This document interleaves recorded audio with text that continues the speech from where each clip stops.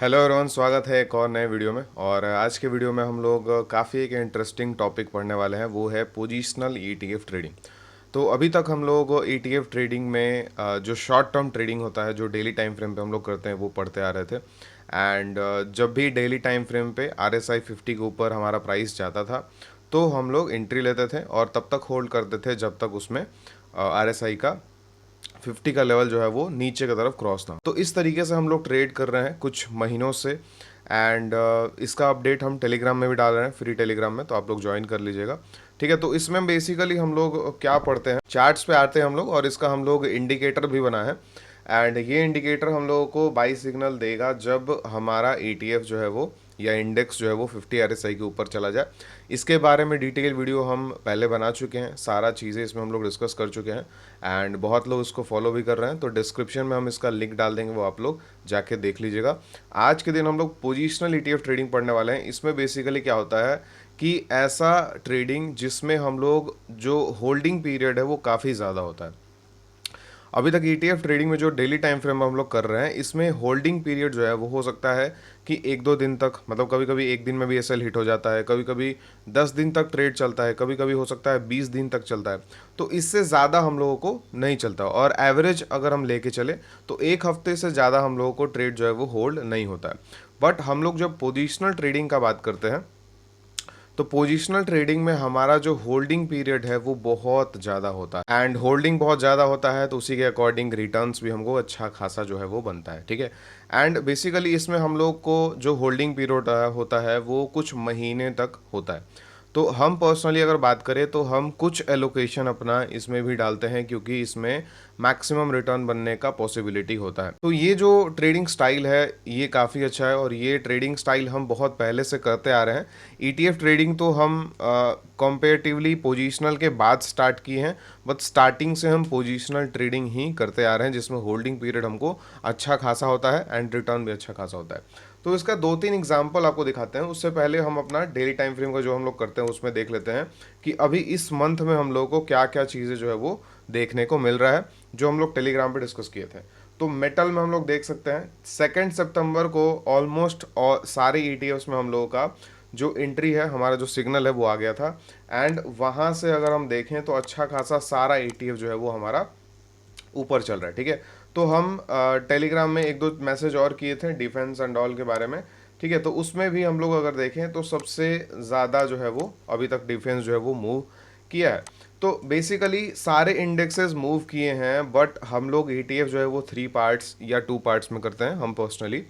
आप लोग हो सकता है 5 पार्ट्स में कर रहे हैं, तो हम अपने हिसाब से बता रहे हैं। अगर हम 3 पार्ट्स में कर रहे हैं और अगर सितंबर में हमारा ये सारे ETF जो है वो मूव कर रहे हैं, एक साथ मूव कर रहे हैं और अच्छा खासा मूव कर रहे हैं, तो हम लोगों को सिर्फ इनमें से 1 या 2 या 3 ही ETF जो है वो पकड़ने हैं, एंड हमारा जो है वो काम हो जाएगा। ठीक है, इस माइंडसेट हमको चलना है कि हमको जो भी मूव आ रहा है मार्केट में सब नहीं पकड़ना, उसमें से 2-3 ETF का मूव पकड़ना है एंड हमारा काम बन जाएगा। ठीक है, तो इसके इस मंथ का जो P&L हम अगर फ्यूचर में अपडेट करेंगे तो आपको हम बताएंगे। ठीक है, कुछ मिस्टेक्स भी इस मंथ में हुए हैं, बट खैर मिस्टेक्स होते रहते हैं, उससे हम लोग सीखते रहते हैं। तो ये हमारा सिंपल डेली टाइम फ्रेम पे शॉर्ट टर्म ट्रेडिंग है। अब अगर हम लोगों को पोजिशनल करना है, होल्डिंग करना है, तो सेम ही स्ट्रैटेजी हम लोग यूज़ करेंगे, बस टाइम फ्रेम हम लोग चेंज कर देंगे। एंड वो टाइम फ्रेम हमारा डेली से वीकली पे चला जाएगा। अब जैसे ही हमारा टाइम फ्रेम डेली से वीकली पे गया, तो अब हमारा जो भी सिग्नल आएगा वो अगर सेटिस्फाई होता है, अगर स्टॉप लॉस नहीं खाता है, तो बहुत बड़ा बड़ा ट्रेंड हमको कैप्चर करके देगा।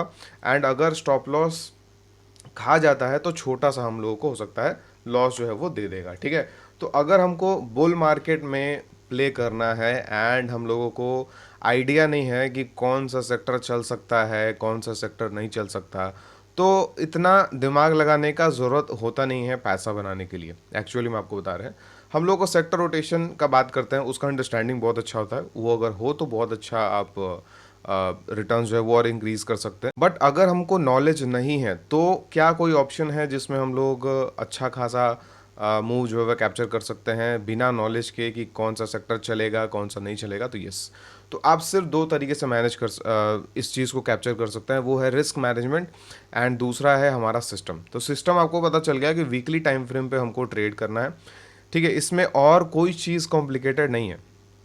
एंड कुछ लोगों को ज़रूर डाउट आता होगा मेरे वीडियोस देख के कि इतना सिंपल चीज़ें बताते हैं, क्या एक्चुअल में काम करता है क्या? लाइव आप करेंगे तो आपको पता चल जाएगा, और बहुत लोग कर रहे हैं, हम पर्सनली भी कर रहे हैं, तो सिंपल चीज़ें ही काम करती हैं।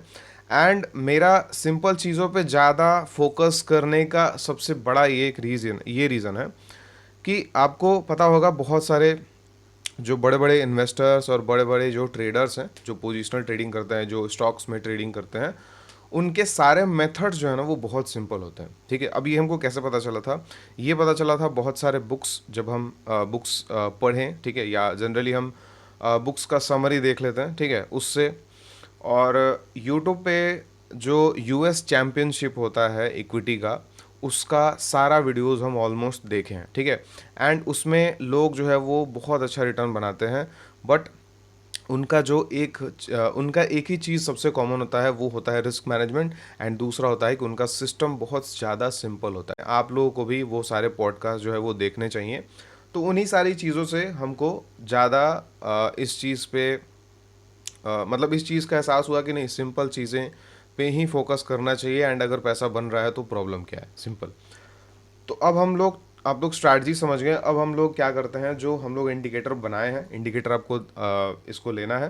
तो डिस्क्रिप्शन में मास्टर शीट करके गूगल शीट मिल जाएगा, इसमें हम लोग अभी तक जितनी चीज़ें डिस्कस किए हैं हर चीज़ के बारे में यहाँ पे हम पोस्ट कर देते हैं। हमारे फेवरेट ईटीएफ्स हैं ये, ठीक है। हमको जनरली इन्हीं इंडेक्सेस और ईटीएफ्स में देखना है कि पोजिशनली कुछ बन रहा है या नहीं, ठीक है। एंड अगर आपको कोड चाहिए तो यहाँ पे हम उदय RSI ETF स्ट्रैटेजी का यहाँ पे कोड भी है। इस कोड में कुछ लोगों को एरर आ सकता है, तो उसके लिए आप लोगों को चैट जीपीटी पे जाके एंड उस एरर को सॉल्व करना पड़ेगा।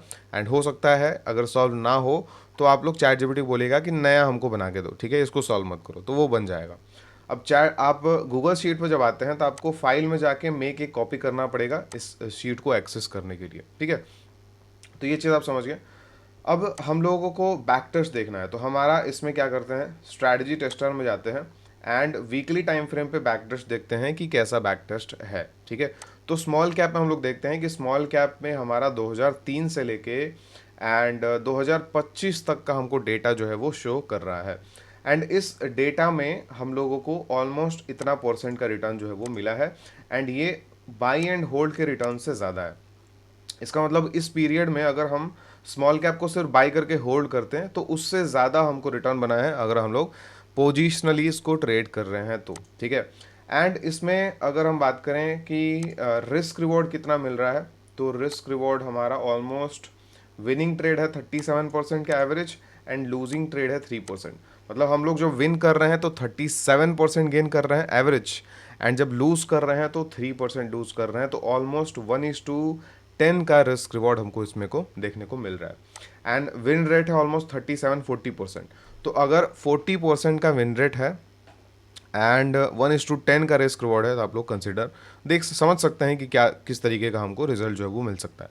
अब ये सिर्फ स्मॉल कैप का बात हो गया। हम लोगों को सिर्फ स्मॉल कैप में तो ट्रेड नहीं करना, जिस भी सेक्टर में या जिस भी हम लोगों को इंडेक्स में वीकली लेवल पे हमको ये कंडीशन मीट करेगा, उसमें हम लोग को जो है वो पोजिशनली अपॉर्चुनिटी खोजने का देखना है, ठीक है। अब हम लोग थोड़ा पास्ट का एग्जांपल देखते हैं। जैसे पास्ट में हम अगर देखें तो मान लेते हैं कि यहाँ पे हम लोग देखते हैं, ठीक है।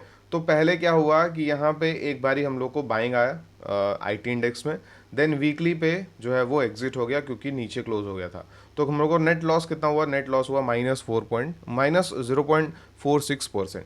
देन नेक्स्ट वीक हमारा अगेन एंट्री आया, एंड इस एंट्री के बाद हमारा जो नेक्स्ट एग्जिट आया वो एग्जिट हमारा ऑलमोस्ट यहाँ पे आया विच इज़ 8%। तो हमको 8% इस पीरियड में मिला।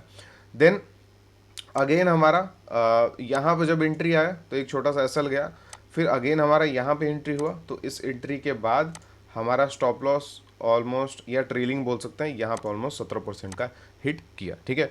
तो इस तरीके से अगर कोई जॉब गोइंग पर्सन है तो बड़े बड़े ट्रेंड्स अगर मार्केट में आते हैं तो इस मेथड से हम लोग बहुत अच्छे से कैप्चर कर सकते हैं एंड सबसे इंपॉर्टेंट चीज़ कि अगर हम लोग एक सिस्टम यूज़ करेंगे तो हमारा व्यू जो है वो ख़त्म हो जाएगा, एंड व्यू पे पैसा जो है वो नहीं बनता। अगर आपका व्यू है कि ये एक सेक्टर चलने वाला है एंड आपको एक्सपीरियंस उतना नहीं है, तो ज़्यादा चांसेस है कि वो आपका जो व्यू है वो गलत ही होने वाला है, एंड जब गलत हो जाएगा तो डेफिनेटली आपका पैसा नहीं बनेगा। तो इससे एक बेटर है, अच्छा है कि एक सिस्टम फॉलो करो, सिंपल सिस्टम, एंड सिस्टम बोल रहा है कि बाई तो बाई, सेल तो सेल, एंड स्टॉप लॉस को है जो फॉलो करो, ठीक है, एंड रिस्क मैनेजमेंट फॉलो करो।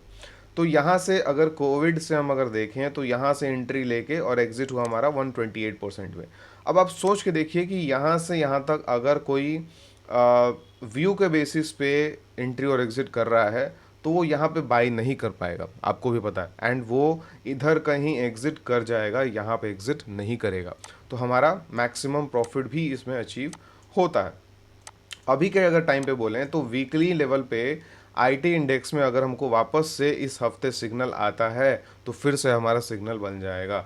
एंड स्टॉप लॉस कितना होगा हमारा? स्टॉप लॉस या तो हम लोग RSI 50 के नीचे क्लोज हो जाए तब एग्जिट कर देंगे, या इस कैंडल के नीचे आ जाए तब हम लोग एग्जिट कर देंगे।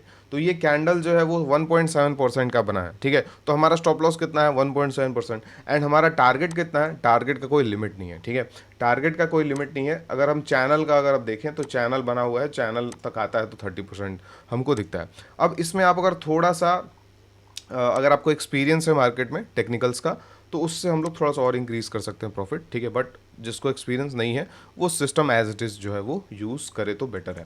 अब जैसे PSU बैंक है, तो PSU बैंक में हमारा इस पीरियड में अगर हम देखें तो यहाँ पे कुछ SL हिट हुए हैं, यहाँ पे एक SL हिट हुआ, लेकिन जब एंट्री गया तो एंट्री देने के बाद हमारा 89%, ठीक है। तो अगर स्टॉप लॉस लेने में प्रॉब्लम आ रहा है तो सिंपल सा बात है कि आप ट्रेडिंग जो है वो नहीं कर सकते।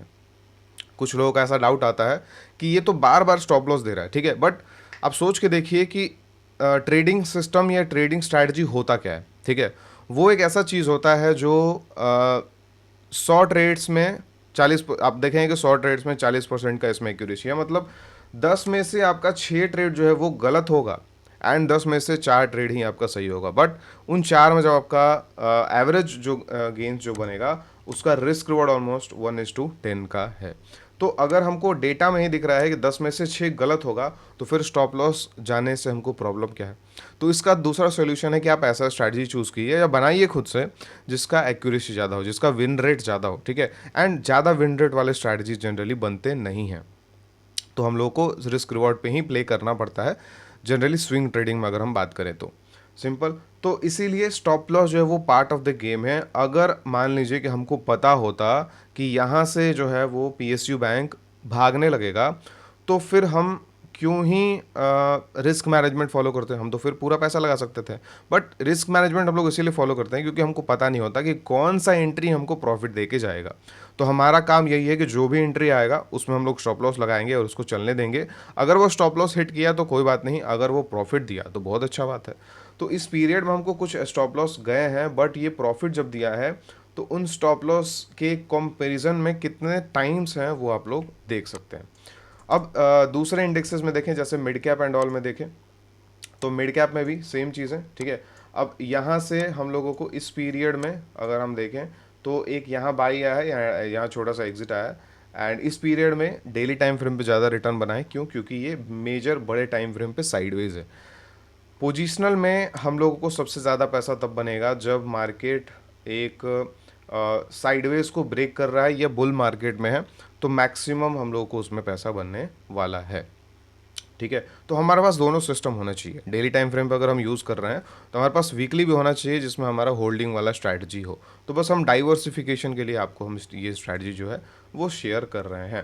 अब सेम तरीके से डिफेंस में अगर हम देखें, ठीक है, तो डिफेंस में पास्ट में अगर हम देखें तो पास्ट में वीकली टाइम फ्रेम पे यहाँ क्लोज हुआ है एंड ये ऑलमोस्ट 45% तक गया है और वो ऑलमोस्ट 20-25% पे आके क्लोज हो गया है, ठीक है। तो इस तरीके से हम लोग इस सिस्टम को फॉलो कर सकते हैं। अब जैसे हम बताएं आपको कि थोड़ा सा आपको एक्सपीरियंस है, टेक्निकल्स का एक्सपीरियंस है, तो आप जो है ना वो पार्शियल बुकिंग या 50% या 70% अपना बुक कर सकते हैं अगर आपको टेक्निकल नॉलेज है तो। टेक्निकल नॉलेज है तो आप यहाँ से फिबोनाची लगा सकते हैं। फिबोनाची लगाने के बाद आपको 1.6 पे यहाँ पे टारगेट दिख रहा है, 1.6 पे आप अपना 50, 60, 70% प्रॉफिट बुक कर सकते हैं एंड फिर उसको ट्रेल कर सकते हैं। फार्मा में अगर हम देखें तो फार्मा में साइडवेज है तो स्टॉप लॉस जाएगा, बट जिस टाइम एंट्री आएगा और जिस टाइम में एक्चुअल बुल रन स्टार्ट होने वाला है उस टाइम पे मैक्सिमम रिटर्न हमको लाके देगा। तो इस स्ट्रैटेजी का हम अगर कंक्लूजन आपको दें तो हम लोग जो डेली टाइम फ्रेम पे स्ट्रैटेजी पढ़ते हैं वो कोई भी मार्केट कंडीशन के लिए काफ़ी अच्छा है, बट अगर हम वीकली का बात करें तो ये पोजिशनल स्ट्रैटेजी है एंड पोजिशनल स्ट्रैटेजी के लिए हम लोगों को एक बुल मार्केट चाहिए एंड अगर मार्केट साइडवेज में फंसा हुआ है तो हमारा उस पीरियड में रिटर्न जो है वो नहीं बनेगा। तो डेली टाइम फ्रेम पे हम हमेशा यूज़ कर सकते हैं, बट अगर आपको लग रहा है यहाँ मार्केट में दिख रहा है कि मार्केट ब्रेकआउट पे आ गया है एंड सारे इंडेक्सेस में वीकली टाइम फ्रेम पे हमारा बनने लगा, तो वो पीरियड सबसे बेस्ट होता है हम लोगों को नेक्स्ट बुल रन के लिए मैक्सिमम गेन्स कैप्चर करने के लिए। तो आई गेस इस वीडियो से आपको पोजिशनल ट्रेडिंग कैसे करते हैं ये चीज़ समझ में आया होगा। एंड अगर आप हमारे कम्युनिटी में ऐड होना चाहते हैं तो आप हमारा इन्वेस्टिंग का कोर्स जो है वो बाई कर सकते हैं। इसमें हम लोग बहुत सारी चीज़ें पढ़ते हैं, जैसे स्विंग ट्रेडिंग पढ़ते हैं ईटीएफ्स में, वैल्यू इन्वेस्टिंग पढ़ते हैं स्टॉक्स में, मोमेंटम इन्वेस्टिंग पढ़ते हैं, सेक्टर रोटेशन पढ़ते हैं। मतलब आज जो हम लोग सीखे हैं इसमें हम अगर सेक्टर रोटेशन ऐड कर दें तो ये डेडली कॉम्बिनेशन हो जाता है, ठीक है। अब ये सारी चीज़ें जो हैं वो हम लोग पढ़ते हैं, प्लस एक मल्टी बैगर्स भी पढ़ते हैं। तो टोटल हम लोग 5-6 टॉपिक्स बहुत डिटेल में पढ़ते हैं एंड इनमें जो भी पर्सन को जो ज़्यादा सूट करेगा वो उस चीज़ को पकड़ के एंड लाइफ टाइम तक उसको मास्टर करके एंड उसको प्ले कर सकता है, ठीक है। बाकी के सारे डिटेल्स आप लोग वेबसाइट पे देख सकते हैं। हम आपको कंक्लूजन दे दिए कि क्या क्या चीज़ें हम लोग पढ़ते हैं। एंड इक्विटी में आपको अगर हम बात करें तो जितनी भी चीज़ें होते हैं इक्विटी में जो सक्सेसफुली काम करते हैं वो सारी चीज़ें हम लोग इसमें डिस्कस किए हैं। एंड अगर आप इसको पढ़ लेते हैं, समझ लेते हैं, तो आपको फिर दूसरे चीज़ों पे देखने का या समझने का या फ्यूचर में कोई भी चीज़ें सीखने का ज़रूरत नहीं पड़ेगा, क्योंकि ये इनफ रहेगा हर चीज़ के लिए, ठीक है। आप लोग कूपन यूज़ कर सकते हैं जॉय, ये कूपन दशहरा तक जो है वो वैलिड रहेगा। एंड अगर आप लोग इंटरेस्टेड हैं तो डेफिनेटली कंसिडर कर सकते हैं। एंड कमेंट में ज़रूर बता दीजिएगा कि ये जो आइडिया है वो आपको कैसा लगा एंड अगर आप डेली टाइम फ्रेम पे ये स्ट्रैटेजी को कर रहे हैं तो कैसा परफॉर्म कर रहे हैं ये भी आप लोग कमेंट कर सकते हैं। And Google sheet and everything का लिंक जो है आपको डिस्क्रिप्शन में मिल जाएगा, वो सारी चीज़ें आप लोग देख लीजिएगा। तो हम लोग मिलते हैं नेक्स्ट वीडियो में। Thank you so much.